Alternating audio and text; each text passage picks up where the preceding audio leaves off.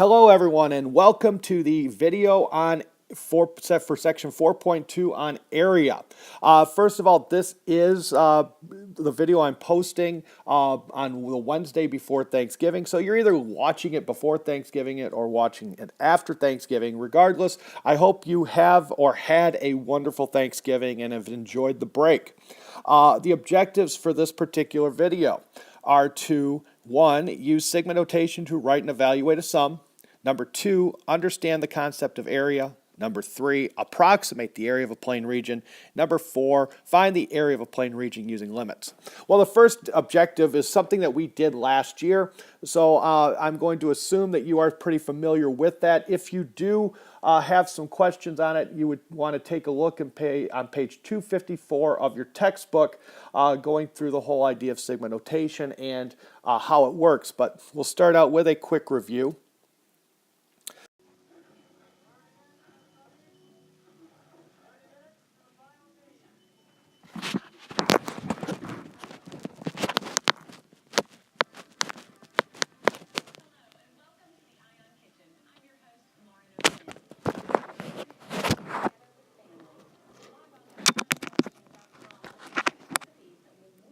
So what I want you to recall in terms of sigma notation, that this symbol right there, that is sigma, and it's read as the sum as I goes from 1 to n of a sub I, and that's just going to be the sum of all those a sub I. So a sub 1 plus a sub 2 plus a sub 3, blah, blah, blah, all the way down to a sub n.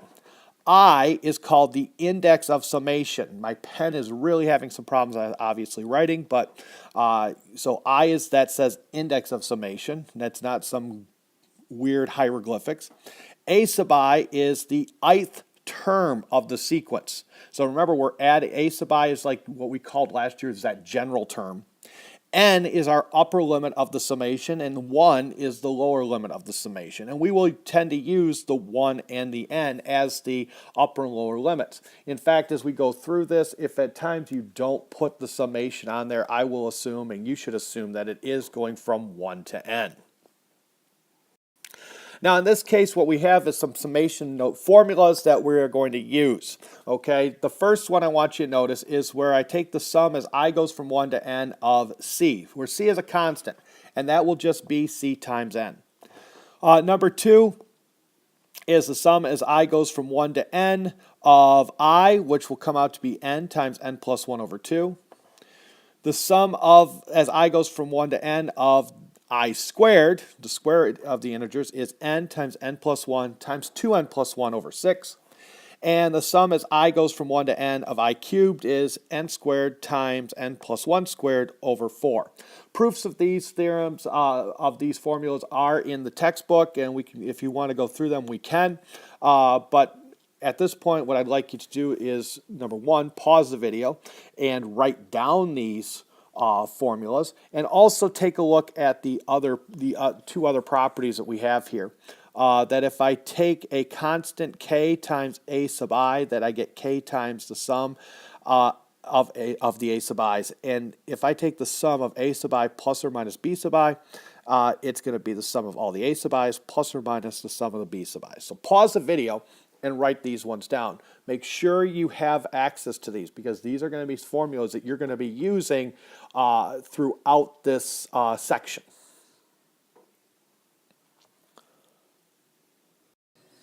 Let's now take a look at an example of a problem that we're going to have to work in terms of finding a sum. We're going to start out with, on this one, we're going to take the sum as I goes from 1 to n of 7i plus 4 over n squared. Now, one of the properties we have tells us that, remember, n squared is a constant, so I can pull that 1 over n squared out, and so it's 1 over n squared times the sum now as I goes from 1 to n of 7i plus 4. Another property we have applying those two other properties again, really remember pulling the constant out, and when we take the sum or difference of terms there, that's going to equal 1 over n squared times the quantity of 7 times the sum of the i's, and again we're going from 1 to n, plus the sum as I goes from 1 to n of 4. Now, what we know on this one is we have formulas, the summation formulas. Well, we have a summation formula for the sum as I goes from 1 to n of I, and that is going to be n times n plus 1 over 2. That is the second formula that we saw on the previous slide. So what we're going to have then is that this thing right here is going to become 1 over n squared times the sum, the 7 times n plus 1 over 2 plus 4 times n. Because it's the sum of a constant, it's just going to be 4 times the constant times n, so it's 4n. Now, just now at this point, it's algebraic manipulation here. We're going to multiply this out and multiply it by 7. And so I get 1 over n squared times the quantity of 7n squared plus 7n over 2 plus 4n. Now, I want to get a common denominator. Well, that's going to be, in this case, 4n over 1, which would become 8n over 2. And so when I combine everything, I get 1 over n squared times the quantity of 7n squared plus 15n over 2. Now at this point, I want you to recognize here, we want to go and multiply this out and we want to simplify it. I do have a common factor of n in this numerator. So if I pull that out, it's going to cancel out one of these n's. And so when I multiply this out, I get 7n plus 15 over 2n. So I know that this sum here, the sum as I goes from 1 to n, is 7n plus 15 over 2n. So what I can do with that now is I could say, hey, I could pick whatever value of n I want. If I wanted the sum of the first 20 terms, this would be the sum as I goes from 1 to 20. That means n is 20. So I would just plug 20 in for n, and I would get my answer. That would be the sum. If I wanted the sum of the first 100 terms, I put 100 in for n. If I wanted the first 10,000 terms, I'd put 10,000 in for the n, and that would tell me what that sum is actually going to be. So now that I know this sum up here, the sum as I goes from 1 to n of 7i plus 4 over n squared is 7n plus 15 over 2n, I now can say, okay, what happens with that as n goes to infinity? What is this infinite sum? If I was to add up every one of these values, the whole sequence, what does that come out to be?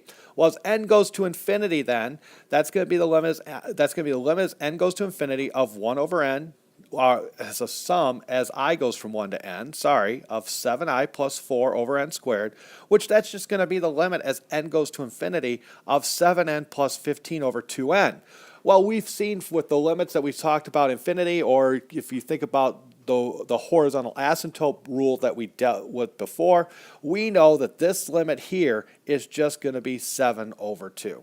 So I know the limit of this series here, when I add everything up, it's just going to come out to be 7/2. So now let's take a look at where this is going. Now what we're going to be dealing with here is areas. And remember, area, when we're looking at the area, we're going to be talking about the area between the curve and the x-axis. So let's take a look at where we're going with this. What we have is we're looking at the area of a plane region. Now the plane region is going to be the area between a curve and the x-axis. So in this case, I have my curve here is y equals f of x. And we're going to we want to calculate the area between the curve and the x-axis from going from A to B. Now, what happens on this thing? We're going to break this up into pieces, and we're going to use what's called a regular partition. And what that means, a regular partition means, is that we're going to break the interval from A to B up into pieces of equal width. And the width of one of those pieces is just going to be delta x. And what happens then is that we can go through and find the area. We can approximate the area by using a rectangle. So if I look here, from the area between the curve and the x-axis is going to be close from between those two values, it's going to be close to the area of that rectangle. Now the area of that rectangle is going to, when I calculate it, it's going to be delta x times h. And what happens on this thing is that delta x is always going to be b minus a over n, and h is going to equal f of c sub I. Okay, and c sub I is going to be the x value that I'm using to calculate that particular point. So that point, that y coordinate of that point is the height of my rectangle. So what we're going to end up doing here is we're going to come up with we're going to start out looking at one particular rectangle. We're going to write the area of that rectangle, and then we're going to deal with a summation on that. Okay? And once we do that, we can then apply some of the things that we just did in that previous example to go and get that sum, the sum of all those rectangles, the areas, is going to be equal to something involving just n. And then if I want to find the exact area between the curve and the x-axis, I just have to take the limit as n goes to infinity. As n goes to infinity, remember here, the more rectangles I break this region up into, the better area, better approximation I'm going to get. Okay, so let's move on and take a look at that next part. In this case, we want to find the limit. Finding the area by what we're going to do is the limit definition. So what we're going to do is we're going to go through and come up with our summation and then simplify that summation using those formulas, and then we're going to take the limit as n goes to infinity. So the first thing I'd like you to do, we're going to let f of x, in our problem, we're going to let f of x equal 2x squared plus 1. And we're going to look at the values for x going from 0 to 2. So I want to find the area between the curve and the x-axis for x squared plus 1 for x is going from 0 to 2. So what I'd like you to do right now is pause the video. I'd like you to graph that region. So graph the curve and then show the interval and then shade in the region that we're looking to find the area of. Welcome back. So what we're looking at here, I've drawn the diagram here, and look at this white line there. That represents the 2x squared plus 1. It's going to be a parabola that opens up, but we're only looking at that at 1/2 of it, because the vertex of this parabola is going to be at the point 0, 1. So our vertex is here, and then it's going up. So it's always, this one is, the piece we're looking at is always increasing. And here is at x equals 2. So I'm looking at this region that I've colored in yellow. Now I know in this case, because of, when I want to do this, I have to identify what value I'm going to use. I know that delta x is going to be b minus a over n. So in this case, because I'm going to end up, we're going to adjust the number of rectangles we're working with. It's going to be 2 minus 0, because a is 0, b is 2, so it's 2 minus 0 over n. So I know delta x is 2 over n. Now, each point that I use to evaluate, because the c sub i's are going to be the values that I'm going to plug into the function to get the height. Now, each point, we're going to start at 0, and then to get to the next one, we're going to add that delta x. So every time the next rectangle, I'm always going to be adding another delta x. So each c sub I is going to be 0 plus delta x times I. And since delta x is 2 over n, I know this is going to be 0 plus 2i over n. So the actual value that I'm going to be plugging in to my function to identify the heights, if you will, is going to be 2i over n. So I know that the area here is going to equal the limit as n goes to infinity, the actual area, of the sum as I goes from 1 to n of f of c sub I times delta x. So at this point, what I have to do is plug everything in. Well, what that means is that f of c sub I is going to be what I put when I plug the 2i over n in for x, and delta x is 2 over n, so that's going to be the limit as n goes to infinity of the sum as I goes from 1 to n of 2 times 2i over n, that thing squared, plus 1 times 2 over n. Now 2 over n, again, that is a constant, so I can pull that outside of the summation, and so that's going to be the limit as n goes to infinity of 2 over n times the sum as I equals 1 to n of, when I multiply that out, I get 8i squared over n squared plus 1. So what I'd like you to do right now is pause the video and make sure you're comfortable with the calculations I've done to get to this spot right here. Once you are, we'll go through and we'll start simplifying this and coming up with that, what that area actually is, the actual area of that region. All right, now let's take a look at, we're going to do another calculation use of one of those properties again. And the one that we're going to deal with is, again, pulling that constant out. Now, if you remember on there, one of the terms was the sum is I equals 1 to n of 8i squared over n squared. Well, that 8 over n squared, that is a constant. So that can be pulled out of that sum as well. So now I have the limit as n goes to infinity of 2 over n times the quantity of 8n squared over the sum as I goes from 1 to n of I squared plus the sum as I goes from 1 to n of 1. At this point, we now use the formulas that we have. We have a formula for the sum as I goes from 1 to n of I squared, and we have a formula for that sum right there as I goes from 1 to n of 1. I know that it's now going to equal the limit as n goes to infinity of 2 over n times 8 over n squared times this sum was in the formula is n times n plus 1 times 2n plus 1 over 6 plus this one right there is just going to be 1 times n. When I distribute the 2 over n, I get the limit as n goes to infinity of 16 over n cubed times, multiplying all that out, I get 2n cubed plus 3n squared plus n over 6. And when I take the 2n times the 1n, I'm just going to get 2. When I work that through, multiply everything together, I get the limit as n goes to infinity of 16 times the 2n cubed plus 3n squared plus n over 6n cubed plus 2. Now taking the limit as n goes to infinity, what we've seen again with the horizontal asymptotes, this is just going to be these n cubes. It's just going to be the ratio of those leading coefficients. So that's going to be 16 times 2 is 32 over 6. So this limit, this whole limit as n goes to infinity is going to be 32 over 6 plus 2. And when I go through, get the common denominator, that gives me 44 over 6, which would equal 22 over 3. So the area of that region is 22 over 3 square units.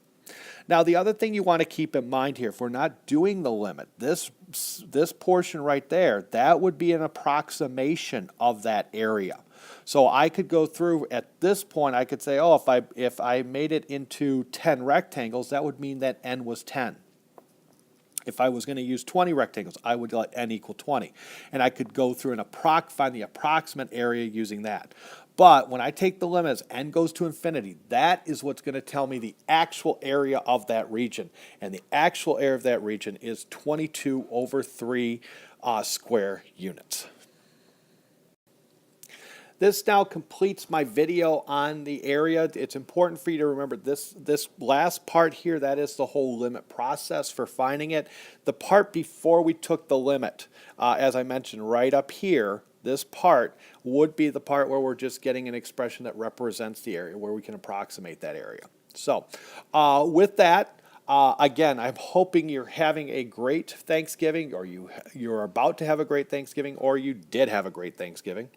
And we will we'll do a couple more examples, because what we're going to look at is in class we'll talk about what it means to be the upper sum and a lower sum, and we'll look at a couple of examples of how we can calculate the different sums and the ways we can approximate. When we deal with these things, really the question becomes, how do we pick the value that we're going to use to approximate the height? So that's what we're going to be looking at, and there's 3 different ways that are common on the AP exam that we'll use, and we'll talk about in the problems here as well. So anyway, with that, enjoy yourself, enjoy the break, and we will see you in class after Thanksgiving.